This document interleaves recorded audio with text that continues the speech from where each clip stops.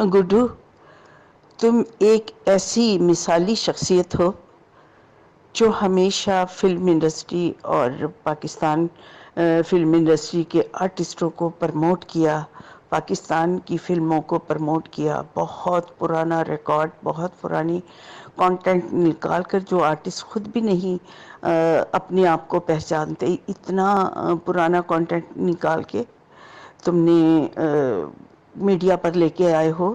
اور اسی طرح آج جبکہ کشمیریوں پر مظالم ہو رہے ہیں بھارتیوں کے، تو تم نے اس فلم کو ہائی لائٹ کر کے اظہار یکجہتی کا ثبوت دیا ہے کشمیری بھائیوں کے ساتھ، اور جو کشمیر کی سچویشن ہے اس کے مطابق یہ فلم بہت ریلیونٹ ہے۔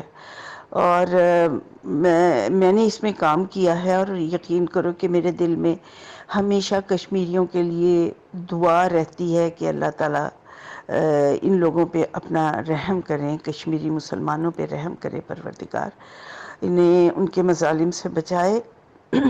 یہ جو تم نے یہ فلم کا ٹریلر بنایا ہے، جو بھی دیکھے گا تو انہیں بالکل آج کی سچویشن کے مطابق اس فلم میں سارا حالات اور سارا سبجیکٹ وہی ہے، اور جو بھی دیکھے گا اس کو واقعی اپریشیٹ کرے گا۔ ایک دفعہ میں تمہارا شکریہ ادا کروں گی کہ تھینک یو سو مچ، تم نے بہت اچھا یہ ٹریلر بنایا ہے، آئی ریئلی اپریشیٹ اٹ۔